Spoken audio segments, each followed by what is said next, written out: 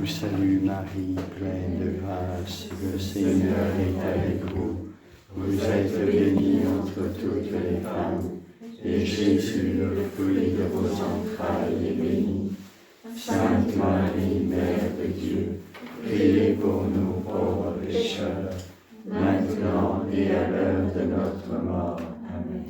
Notre-Dame de la sagesse et de la paix, Priez pour nous. notre Père Saint Jean, Priez pour nous.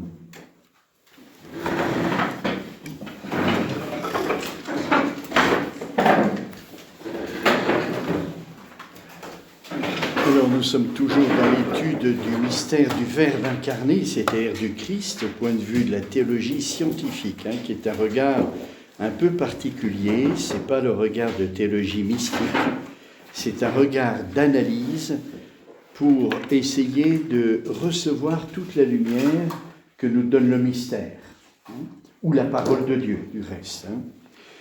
Voilà, c'est le point de vue de la lumière, c'est-à-dire de l'intelligibilité, de notre intelligence au service de la foi, parce qu'il y a toujours quelque chose qui nous échappera, vu que c'est le mystère. Mais on peut donner recueillir quelques lumières, comme les raisons de convenance. Pourquoi pourquoi Dieu s'est incarné de cette façon-là? Ça appartient à la sagesse de Dieu. Mais on peut voir des raisons de convenance par rapport au but de l'incarnation, à la finalité. Nous avions vu tout ça. Donc nous sommes arrivés à la question 7 dans saint Thomas d'Aquin, nous étudions ce mystère. À l'article 9, le Christ possédait-il une plénitude de grâce? Nous avions vu la dernière fois, c'est le Christ avait la grâce. Et nous avions dit que oui, et c'était l'occasion de distinguer deux types de grâce, c'est-à-dire la grâce du Christ dans son être. Son être, c'est Dieu. Il est le Verbe fait chair, mais l'être est divin. Sa nature humaine est assumée par l'être divin. Donc, dans son être, il est saint, c'est la sainteté de Dieu. Et puis, une autre grâce qui est dans son âme. La grâce sanctifiante. Il y a deux grâces dans le Christ. Il y a, comme Dieu dit dans l'Écriture, moi je suis saint. Et c'est dans son être que Dieu est saint. Parce qu'il est amour. La sainteté est liée à l'amour, à la charité. Et Dieu est la charité infinie. Et dans son être, parce qu'en Dieu, il n'y a pas de distinction entre être et vie. Nous, on est saints dans notre vie surnaturelle, pas dans notre être. Notre être, notre âme est créée par Dieu, mais notre être n'est pas saint, puisqu'on a le péché originel dès qu'on est conçu. Donc, voilà. Même la Vierge Marie, elle n'est pas sainte dans son être, même si elle est immaculée. Elle est une créature humaine, et donc limitée. Elle a une plénitude de grâce, c'est sûr, qui n'est pas la même que celle du Christ, et on verra pourquoi.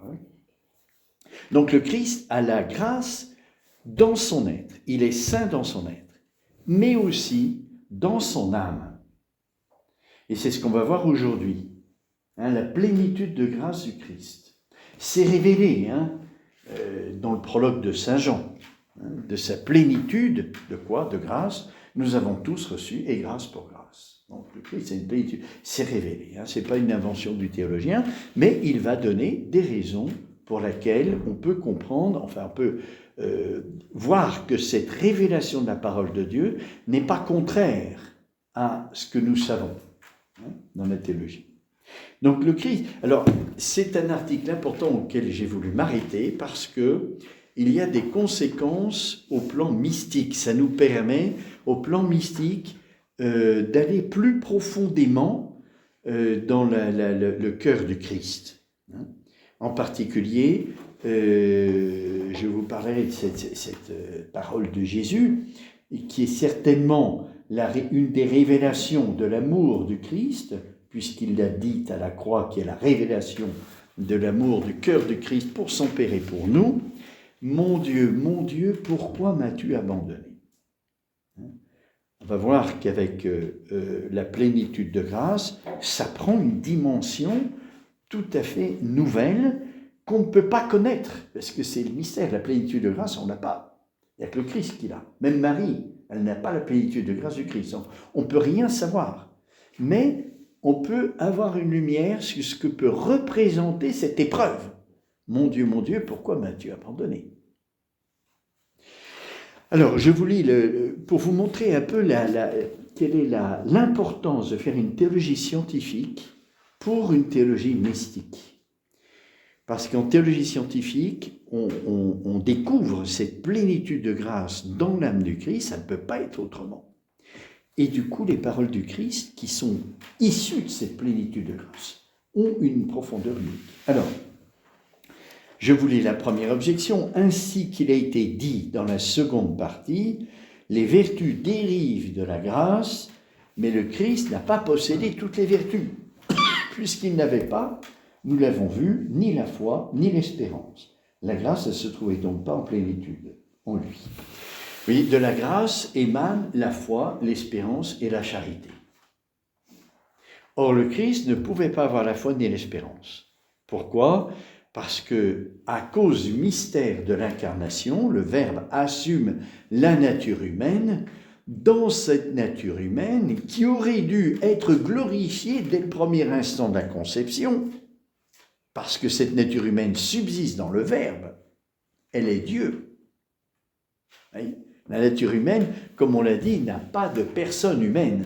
La personne de la nature humaine du Christ, c'est le Verbe lui-même. Il n'y a qu'une seule personne dans le Christ, comme on définit les conciles. C'est une hérésie de penser qu'il y a une personne humaine dans le Christ.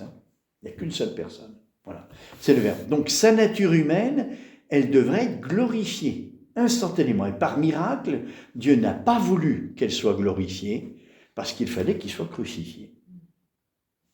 Donc il y a juste les sommets de son âme, comme explique saint Thomas, qui sont dans la vision béatifique.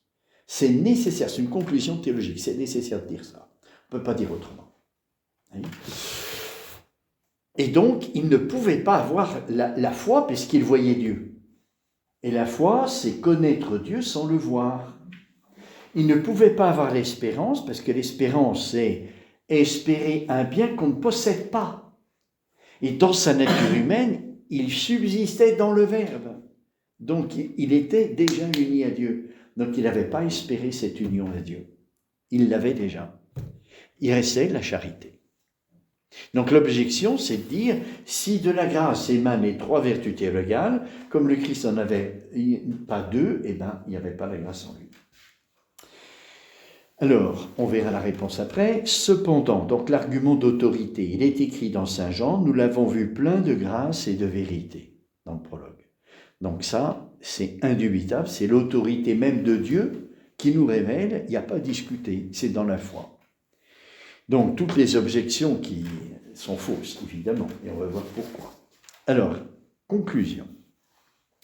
Posséder en plénitude quelque chose, c'est en avoir la jouissance totale et parfaite. Cependant, cette totalité, cette perfection peuvent se rapporter au degré d'intensité selon lequel une chose est possédée. C'est ainsi que l'on dit de quelqu'un qu'il possède la blancheur en plénitude lorsqu'il la détient à son plus haut degré. Je pense à la transfiguration. Il n'y a jamais eu de blancheur comparable sur la terre, c'est mieux que toutes les lessives que vous pouvez avoir. Ou bien elles peuvent exprimer la puissance de rayonnement de cette même chose. Ainsi, l'on possède pleinement la vie quand on bénéficie de tous ses effets et de toutes ses opérations. Sous ce rapport, l'homme est un vivant parfait à la différence de l'animal ou de la plante. Chez les animaux, il manque quelques opérations vitales. Donc, au point de vue de la vie, il n'y a pas tout. Chez les animaux, ils peuvent manquer la mémoire, il peut manquer la vue, l'ouïe, etc. Bref. Donc, l'homme est le vivant le plus parfait qu'on peut expérimenter. Puis après, il y a les anges. Alors, deux manières de comprendre la domination de la vie, la possession en perfection, c'est de l'avoir en intensité ou alors de l'avoir dans son rayonnement propre, vous voyez, dans toutes les opérations vitales que la vie peut impliquer. Où que l'on se place à l'un ou l'autre point de vue de vie, à l'autre point de vue de vue, il est exact que le Christ a eu la plénitude de grâce. Il l'a eu tout d'abord au plus haut degré selon lequel il est possible de la posséder. Et cela tient premièrement à ce que l'âme du Christ était à proximité de la cause de la grâce. Ainsi que nous l'avons déjà dit, en effet, plus un être soumis à l'action d'une cause est à proximité de celle-ci, plus il reçoit de son influence. Et puisque l'âme du Christ est plus intimement unie à Dieu que toutes les créatures rationnelles, elle se trouve de la manière la plus parfaite sous l'influence de sa grâce. En second lieu, cela tient à la nature de l'œuvre que l'âme du Christ avait mission de produire. Il lui fallait en effet recevoir la grâce de manière à pouvoir en quelque sorte la diffuser sur les autres. Dans ce but, l'âme du Christ devait avoir la grâce à son plus haut degré, comme le feu qui, étant cause de la chaleur des autres corps, possède celle-ci au maximum. D'autre part, sous le rapport de sa puissance de rayonnement, la grâce se trouvait encore en plénitude dans le Christ, car il la possédait selon tous ses effets et toutes ses opérations. La grâce lui était donnée comme un principe universel commandant toute la catégorie des êtres qui en sont favorisés. Or, la puissance du premier principe dans un genre donné s'étend universellement à tous les effets inclus dans ce genre. C'est ainsi que le soleil, qui selon Denis est cause universelle de la génération, déploie sa puissance sur tout ce qui a trait à la génération. De même, la grâce du Christ comportait cette plénitude qui la faisait s'épanouir selon toutes ses virtualités, vertus, dons et autres effets du même genre. Alors, évidemment, l'exemple qu'il prend de Denis, c'est plus c'est les connaissances de la science qu'ils avaient autrefois. C'est-à-dire la génération était une coopération entre le soleil et l'homme. Voilà, ils pensaient que le soleil intervenait dans la génération. Voilà. Alors, mais ça n'enlève rien au raisonnement de saint Thomas. Donc, je reprends. Posséder en plénitude une chose, c'est l'avoir en jouissance totale et parfaite. Bon, ça se comprend, c'est pas sorcier. Cependant, cette totalité, cette perfection peuvent se rapporter au degré d'intensité selon laquelle une chose est possédée. Il ne s'agit pas seulement de dominer la situation, mais aussi de pénétrer dans la réalité qu'on possède, c'est-à-dire l'avoir en intensité complètement, parfaitement, la posséder parfaitement.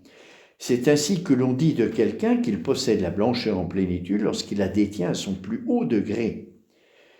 Ou bien elles peuvent exprimer la puissance de rayonnement de cette même chose. Donc, vous voyez, le blanc, il y a du plus ou moins du blanc.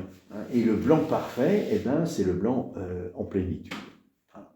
Et puis, il y a la puissance des rayonnements, c'est-à-dire la qualité de la vie. Selon toutes les opérations, il manque rien à la vie. Ou que l'on se place à l'un ou l'autre point de vue il est exact de dire que le Christ a eu une vue de la grâce. Il a eu tout d'abord au plus haut degré, selon lesquels il est possible de la posséder. Alors là, on se place du côté du réceptacle, de celui qui reçoit la grâce, pas du côté de Dieu. Dieu a une grâce infinie et il peut la communiquer avec du plus et du moins.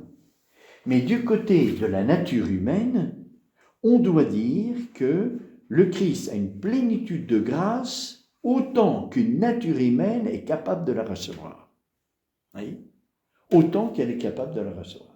Il ne pouvait pas avoir une grâce supérieure à celle qu'il avait. Pourquoi ? Parce que saint Thomas explique que plus on est proche d'une cause, plus on reçoit de la cause.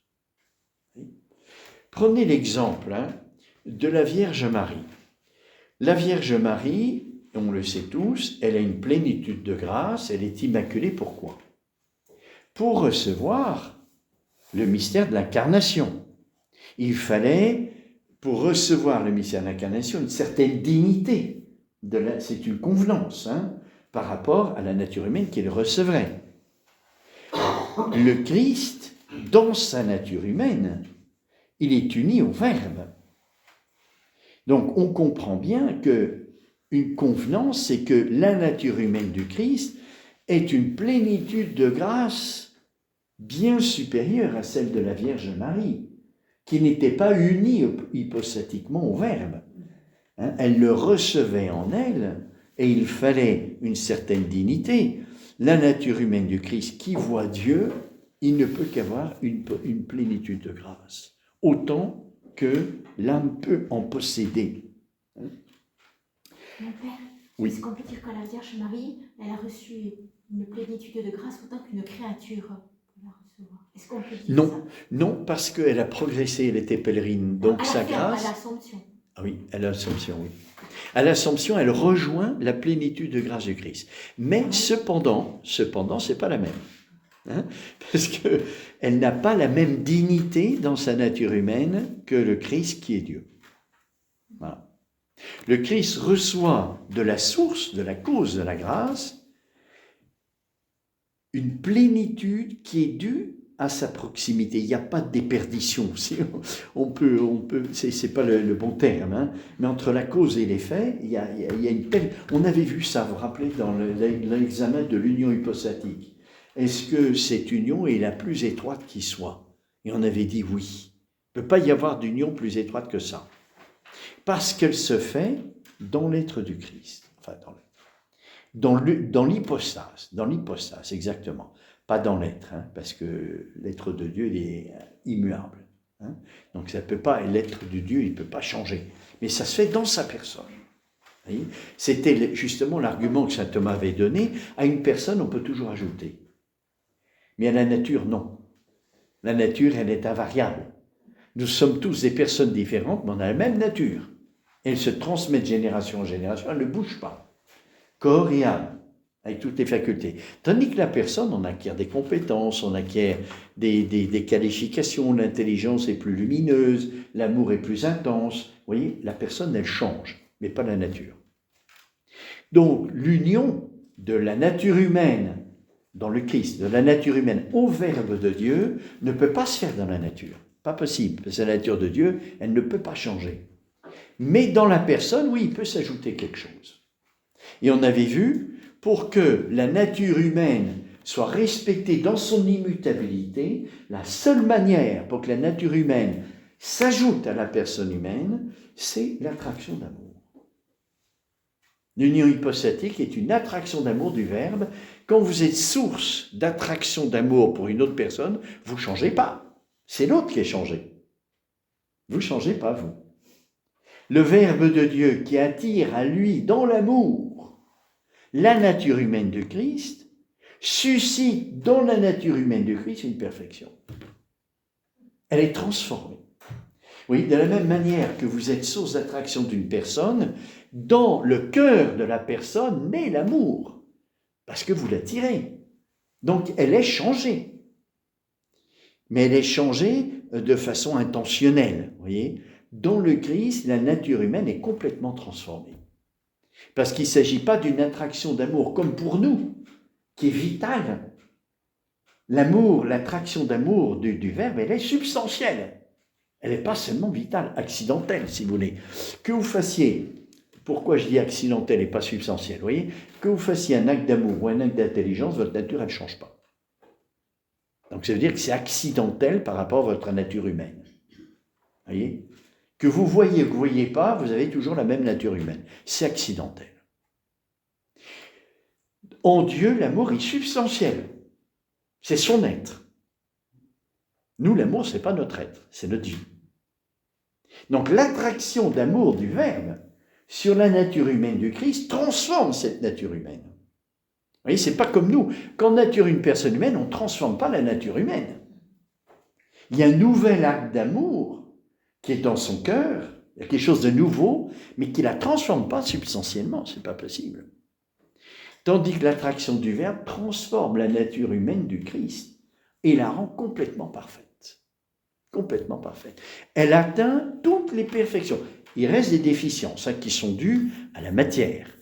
Des déficiences, déjà au plan surnaturel, il n'a pas la foi. Justement, la foi et l'espérance sont des déficiences par rapport à la grâce. C'est parce qu'on ne voit pas Dieu, alors qu'on est créé pour le voir. C'est parce qu'on ne le possède pas encore, on est dans l'espérance. Donc ça, ce sont des déficiences. Comme la nature humaine du Christ, au plan naturel et surnaturel, est parfaite, sauf les limites de la matière, mais tout le reste est parfait, il ne peut pas avoir ni la foi ni l'espérance. Et sa nature humaine atteint une plénitude. C'est pour ça que sa passion sur la croix est quelque chose qu'on ne peut pas comprendre. C'est un mystère. Parce que nous, on n'a pas cette perfection. On a le péché originel, toutes les conséquences, nos péchés actuels, etc. Donc on ne peut pas comprendre. Le Christ, il n'a rien de tout ça. Voilà, donc le raisonnement de saint Thomas, c'est dire ça à cause de la proximité. Alors vous vous rappelez, à cause de la proximité, cause et effet, l'effet de la grâce, il ne peut être qu'une plénitude. Ça ne peut être qu'une plénitude.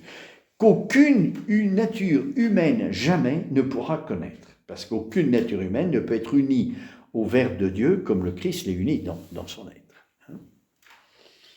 Même la Vierge Marie. Et puis, parce qu'en lui, il y a tout ce qu'implique la vie surnaturelle. C'est-à-dire tous les charismes, toutes les vertus infuses, tout ce que comporte la grâce dans le Christ est parfait. Il avait tous les charismes et toutes les vertus infuses, tous les dons du Saint-Esprit, en permanence. Voilà. Alors, donc ça c'est le deuxième point de vue, c'est le rayonnement de la vie selon tout ce que la vie comporte, comme Jésus avait tout, puisqu'il était dans la perfection totale, eh bien, il avait cette plénitude de grâce. Donc vous comprenez bien, dans la foi, puisque c'est révélé, on le sait. Maintenant, comment on peut comprendre ça? On peut comprendre ça à cause de la proximité de la nature humaine avec le Verbe de Dieu. Vous voyez bien ce que fait la théologie. Elle n'invente rien, tout est révélé. On part du révélé. Mais on essaye de mettre notre intelligence au service de la foi. Ça nous est révélé. Est-ce qu'on peut comprendre quelque chose? Ben oui. À cause de cette proximité, il fallait que le Christ ait toutes les grâces et tout ce qu'implique la grâce. Et puis l'autre argument, la mission. De sa plénitude, nous avons tous reçu, et grâce pour grâce. Ça, on va le voir après, c'est le sacerdoce du Christ, c'est-à-dire le Christ est tête, il est principe de la grâce, il faut qu'il ait une plénitude de grâce pour que tous ceux qui reçoivent de lui la grâce puissent recevoir quelque chose de sa grâce. Donc il faut qu'il l'ait en plénitude pour la partager aux autres. Oui.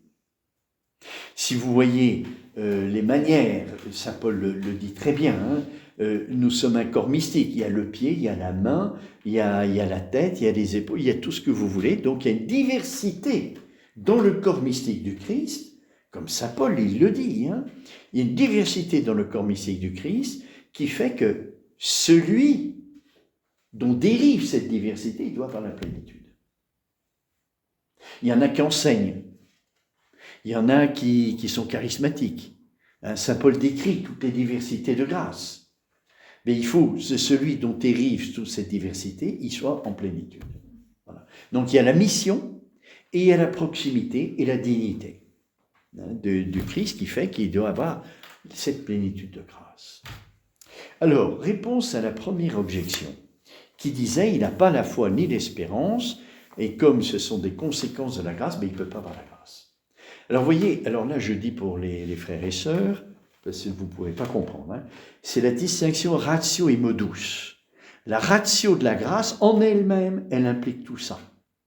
Mais le modus, c'est-à-dire la grâce chrétienne, alors, ça regarde le sujet. Le sujet qui est, dès qu'on regarde le mode, on regarde le sujet. La ratio, c'est en elle-même. Voilà.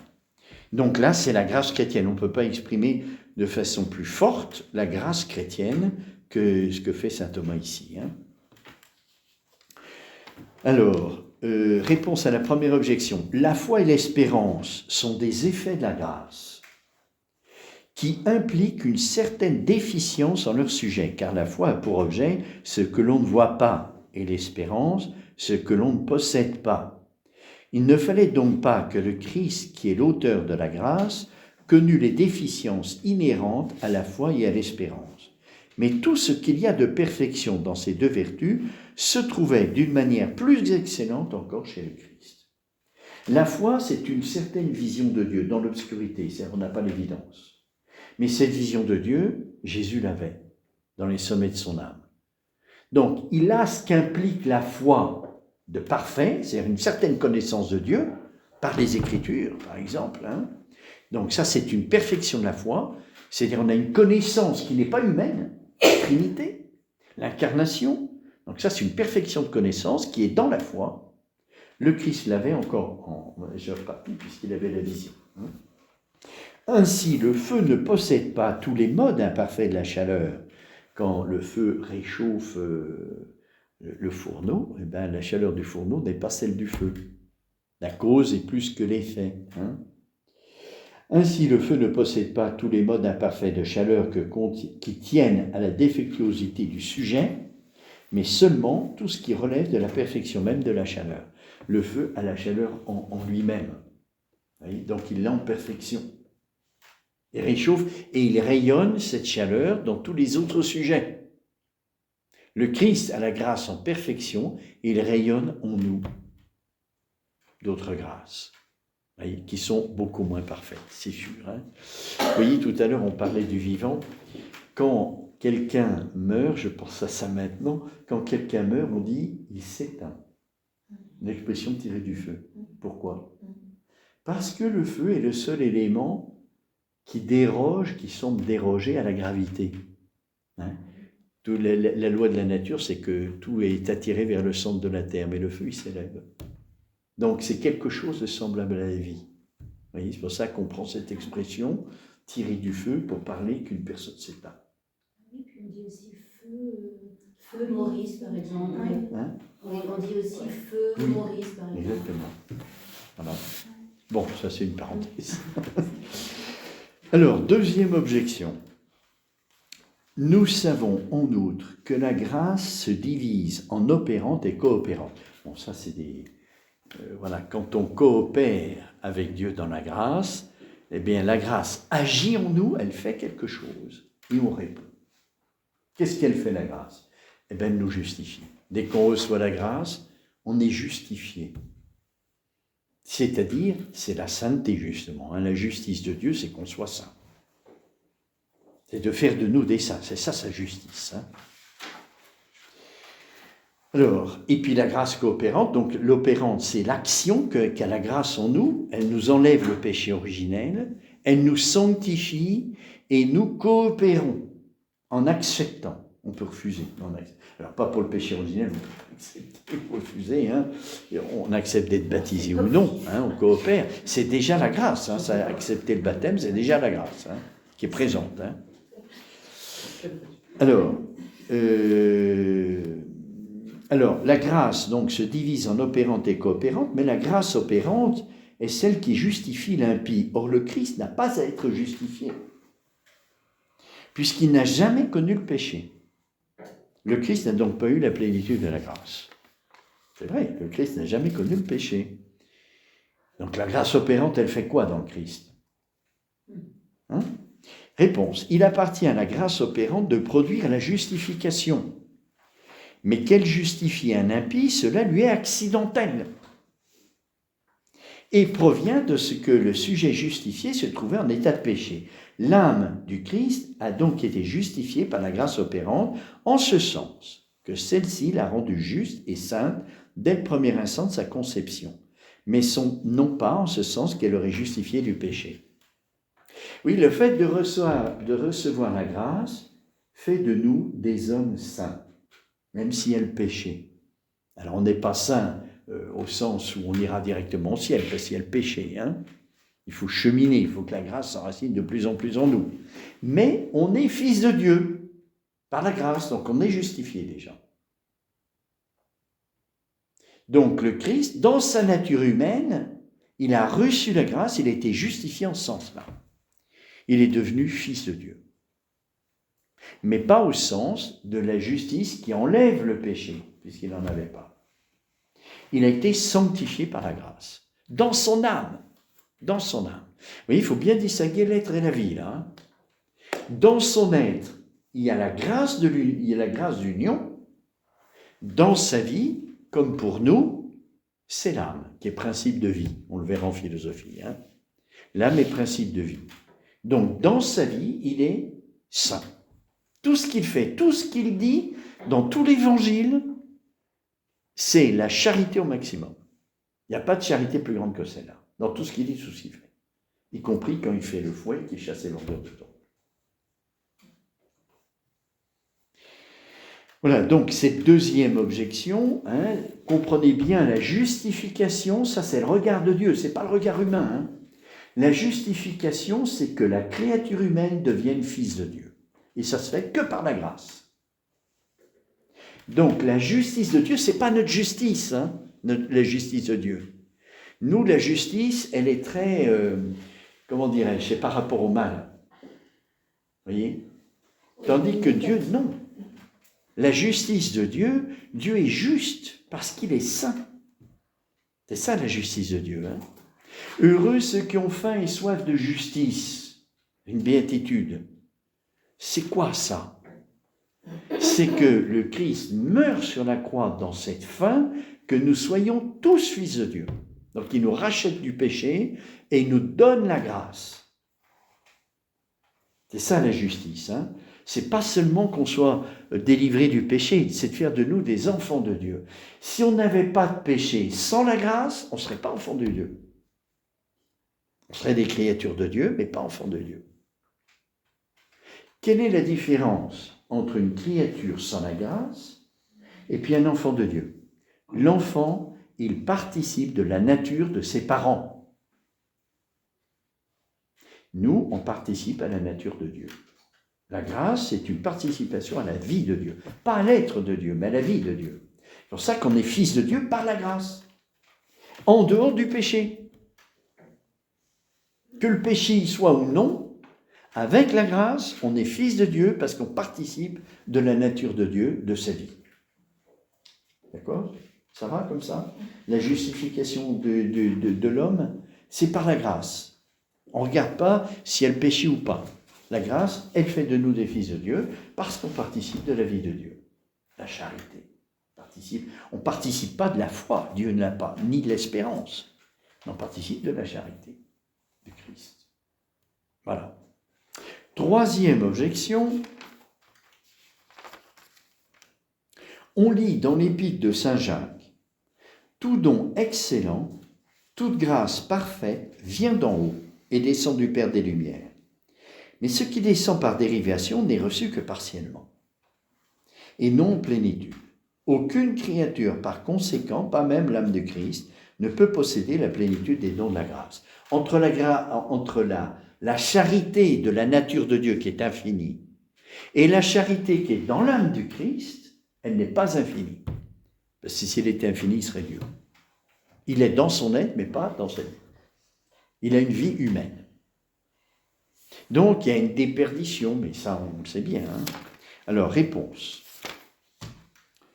La plénitude de la grâce accordée à l'âme du Christ doit se juger d'après la capacité de la créature et non d'après l'infinie richesse de la bonté divine, de la cause.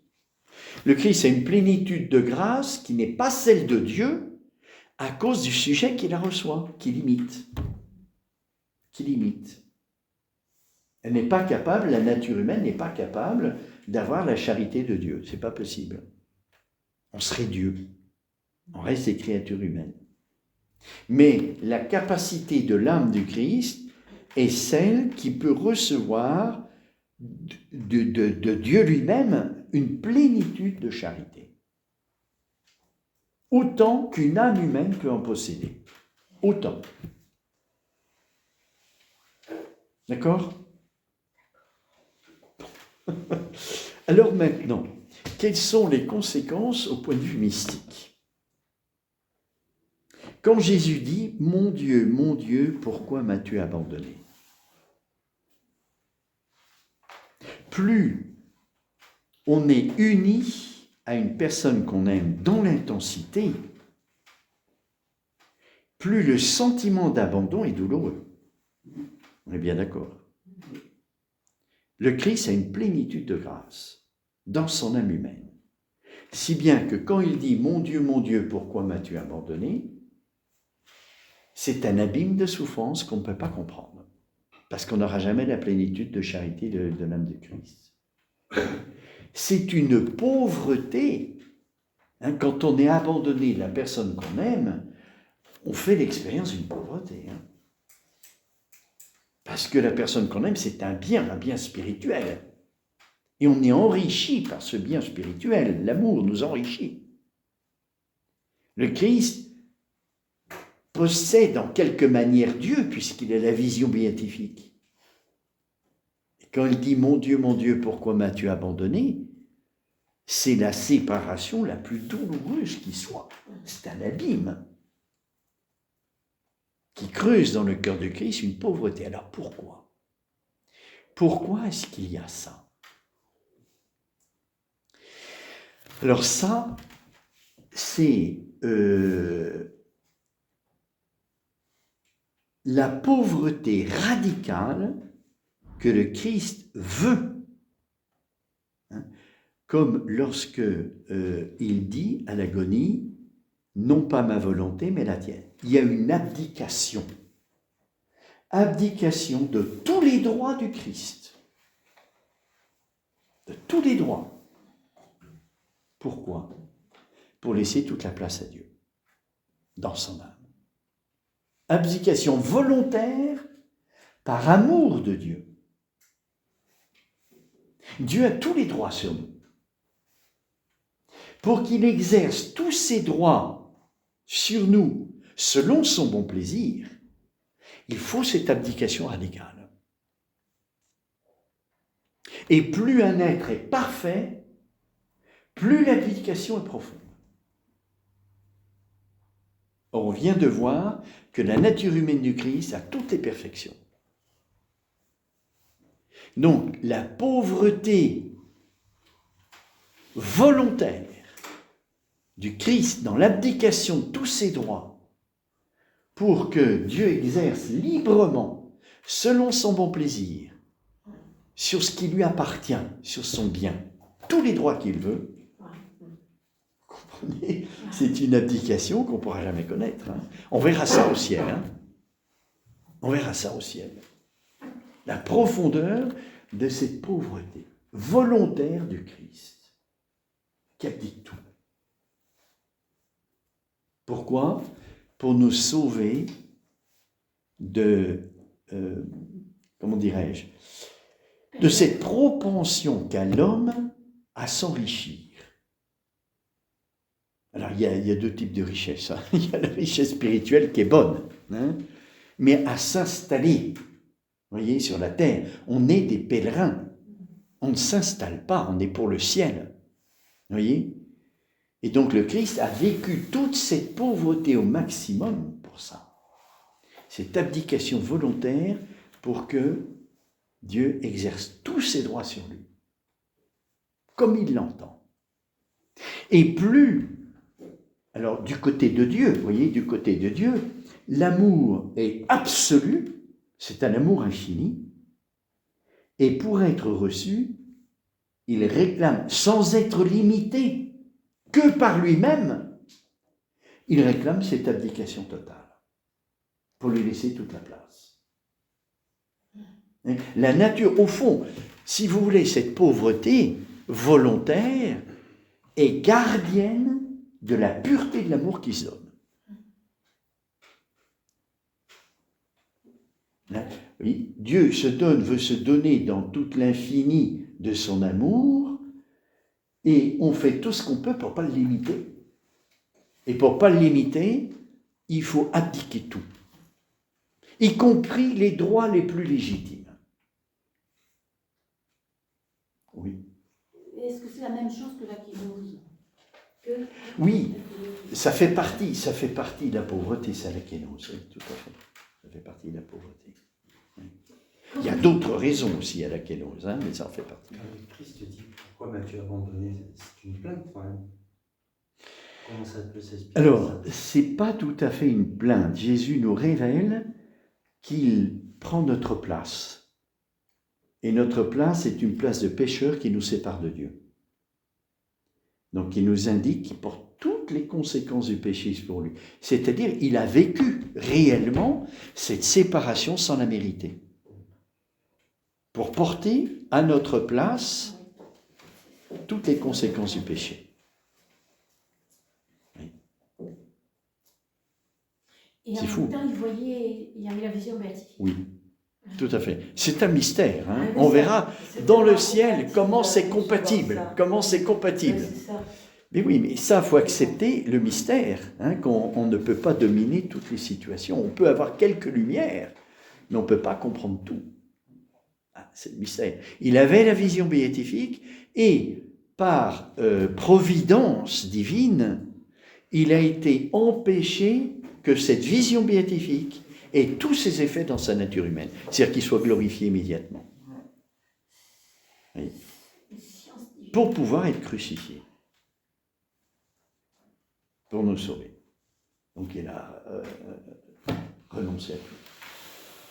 Et vous avez dit tout à l'heure, justement, il renonçait à tout et pour nous aider, nous aussi, à abdiquer tout. Et vous avez ajouté, y compris les droits les plus légitimes. C'est quoi les droits les plus légitimes? Eh bien, le Christ pouvait exercer toutes ses connaissances infuses, la prophétie. Eh bien, il renonce volontairement à ça au moment de sa passion. Sa justice aussi. Pour que, encore une fois, Dieu puisse agir librement en lui et faire de son bien ce qu'il en veut. Oui.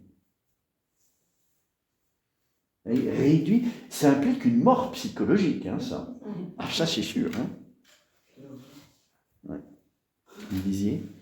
On a du chemin à faire, quoi. Ouais. Ah ben non, on ne pourra jamais atteindre ça. Mais on y tend, on y tend.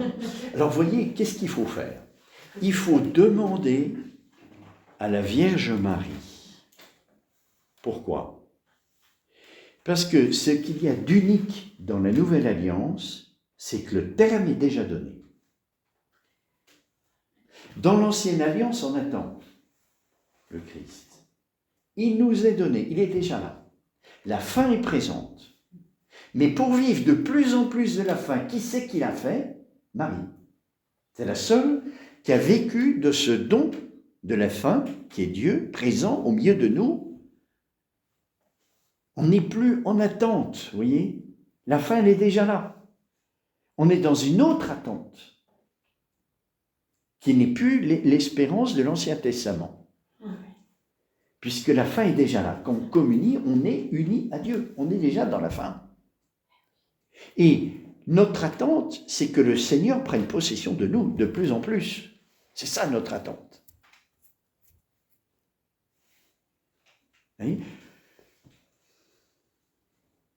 Et donc Marie, qui a vécu parfaitement ce chemin de sainteté,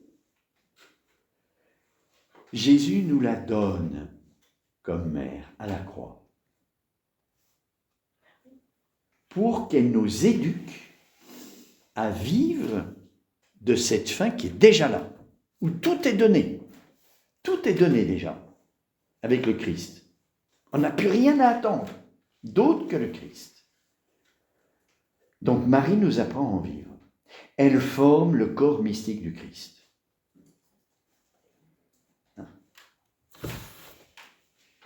Et c'est Saint Jean qui l'a reçu.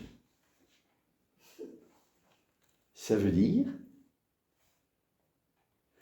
que la consécration dont Jésus parle au chapitre 17 de l'évangile de Saint Jean, consacre-les dans la vérité, ta parole est vérité, pour eux je me consacre moi-même, ce qui a lieu à la croix, se consacre lui-même, oui, dans sa grâce sanctifiante, parce que dans son être il est déjà consacré. Mais dans sa grâce de l'âme, il peut aller jusqu'au bout de sa consécration. C'est-à-dire faire la volonté du Père totalement, dans cet abandon total.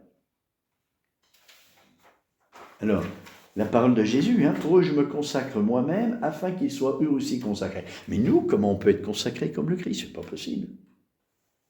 Impossible. Pourtant, quand nous recevons le Christ dans la communion, déjà par la grâce il habite en nous, ce qu'il y a de plus profond en nous est consacré par le Christ. Donc, notre personne, elle est déjà consacrée par celui qui habite en nous et qui est consacré dans la vérité. C'est le Christ qui fait tout. Ça ne veut pas dire qu'on n'a rien à faire, hein. Mais on est déjà consacré dans la vérité, parce qu'on a en nous le Christ qui est parfaitement consacré dans la vérité. Et donc il faut que cette consécration, plus le Christ prend de la place en nous, plus on est consacré dans la vérité, c'est-à-dire on fait le chemin de sainteté. Et comme c'est Marie qui, la première, a vécu ça, de façon parfaite, vous voyez, on a la fin qui est donnée, c'est le Christ, et on a le modèle. Pour faire ce chemin, Marie, Et Saint Jean, alors, tout est donné. Alors Saint Jean, justement, qui reçoit Marie comme mère, ça devrait être le modèle de la vie consacrée, de la vie religieuse, qui se consacre à ça. Oui, le modèle, c'est pas l'institution de l'Église. C'est pas ça, le modèle. L'institution de l'Église, elle est nécessaire pour nous donner la fin qui est présente. Mais c'est Marie le modèle, qui est entièrement consacrée, elle, dans ce chemin de sainteté. Et les saints aussi. Oui. Ben, ils ont atteint, oui, une certaine consécration dans la vérité, oui, bien sûr. Parce que Puisqu'ils sont saints. Les saints sont des modèles. Oui, mais pas autant que la Vierge Marie. La Vierge Marie, elle a une plénitude de grâce, vous voyez, elle est au-dessus de tous les saints, même des anges, reine de tous les anges, hein, elle a dépassé tout le monde. Hein. Donc c'est vraiment notre modèle, et ça devrait être notre modèle dans la vie religieuse aussi, dans la consécration religieuse. Saint Jean. Oui. Dans l'Église, Saint Jean devrait être le modèle. Alors vous comprenez, quand Jésus dit à la fin à Pierre, si je veux qu'il demeure jusqu'à ce que je vienne, Oui. hein, ça prend un sens, hein. Bien sûr. Si je veux qu'il demeure jusqu'à ce que je vienne, il est déjà là. Il est déjà là et voilà, sa présence se fait de plus en plus forte. Vous voyez, grâce à Marie, grâce à Marie.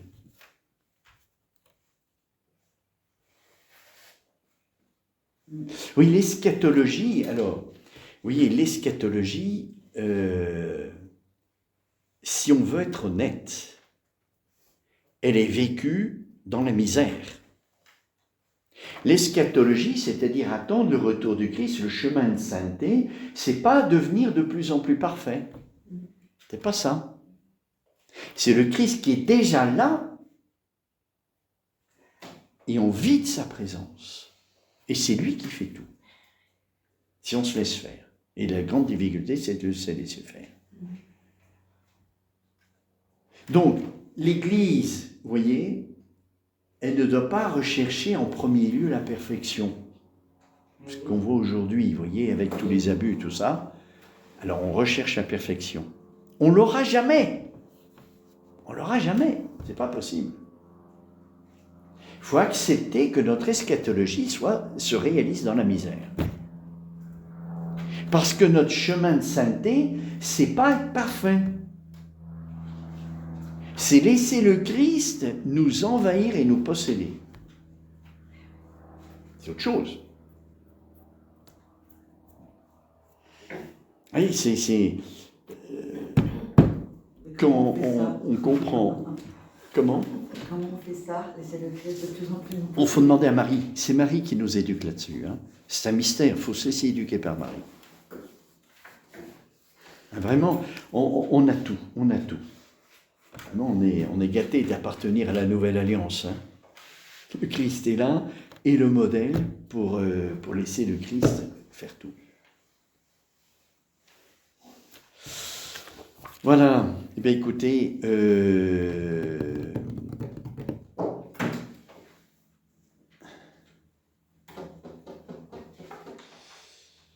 bien, écoutez, écoutez, on va s'arrêter là, parce que j'ai... Voilà, on va...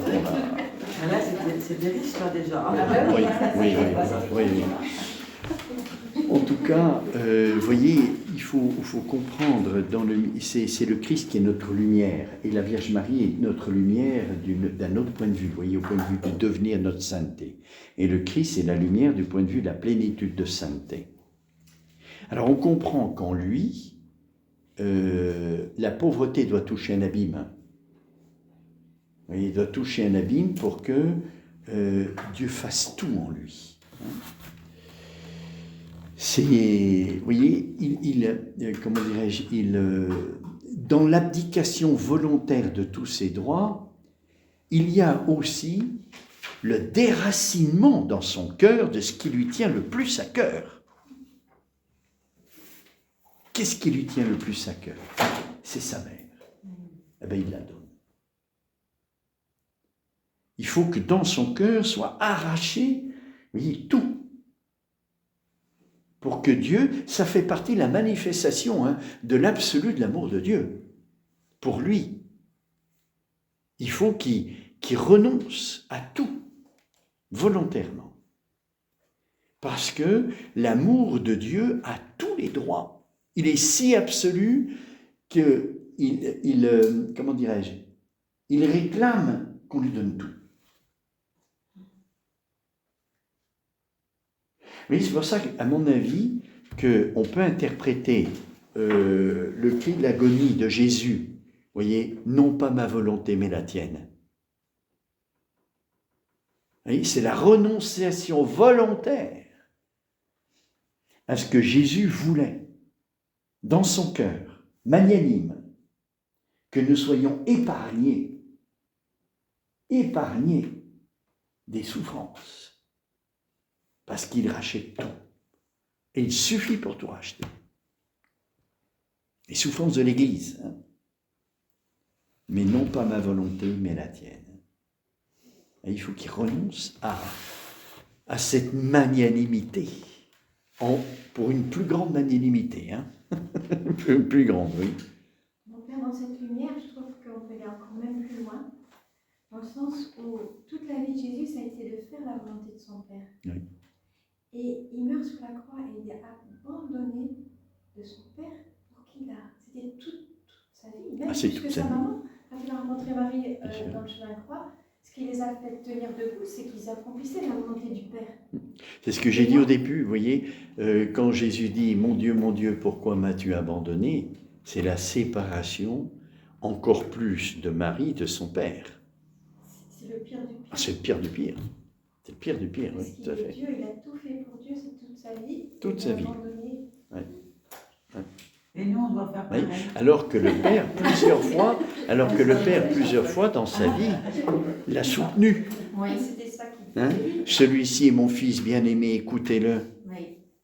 Celui-ci, je ne sais plus, 2 fois, Oui. au baptême et à l'agonie. La transfiguration. La transfiguration. Et au moment où le Christ en aurait le plus besoin, à cause de cette souffrance, ils se sont abandonnés. Vous voyez, l'abandon est d'autant plus crucifiant qu'on aurait besoin d'un soutien. Et il ne l'a même pas. Il reste marié. Ce n'est pas seulement le lien d'amour qui est le plus intense qui soit, mais c'est aussi le soutien. Les priver de tout, de tout. C'est inimaginable, on verra ça au ciel. On sera en extase devant l'amour qui est manifesté à ce point. Et vous voyez, la théologie scientifique nous permet comment dirais-je, de lever un petit peu tous les secrets en théologie mystique de cette révélation d'amour. Et alors, quand il dit tout est accompli, qu'est-ce qu'il signifie par là par rapport à mon Dieu, pourquoi m'as-tu abandonné? Alors, tout est accompli, on pourrait dire, c'est pas seulement que Jésus a fait la volonté du Père jusqu'au bout, c'est aussi la révélation d'amour. J'ai soif, le cri de soif. Il dit juste après le cri de soif, il dit ça. Donc, tout est accompli, c'est-à-dire il révèle l'intensité de l'amour que la croix n'épuise pas. Il a encore soif d'aimer. plus que l'œuvre de la croix. Tout est accompli. Et d'autre part, par rapport à nous, ça c'est son lien avec le Père, il a obtenu la justification pour nous, de son Père. Tout est achevé. Il a réalisé la mission pour nous, de nous sauver. En offrant sa vie, c'est-à-dire que c'est lui volontairement qui offre sa vie. C'est pas comme un martyr. Un martyr, il subit sa mort. Jésus la donne. Personne ne prend ma vie. Il y a moi seul qui la donne. Et quand Jésus Pas fini, s'incarne, il sait déjà ça. Comment? Ah oui, il sait tout. Oui. Dès le premier instant de sa conception, il a la connaissance de tout. Donc toute sa vie, il sait qu'il va atteindre ses sommets de pauvreté. Il sait qu'il va être « je suis vers, non plus homme », que dit le psaume, et pour parler du Christ. Et quand il dit « si tu savais le don de Dieu », lui, il sait jusqu'où il va se donner. Ah oui. Oui, tout à fait. Bon, il est temps d'aller manger.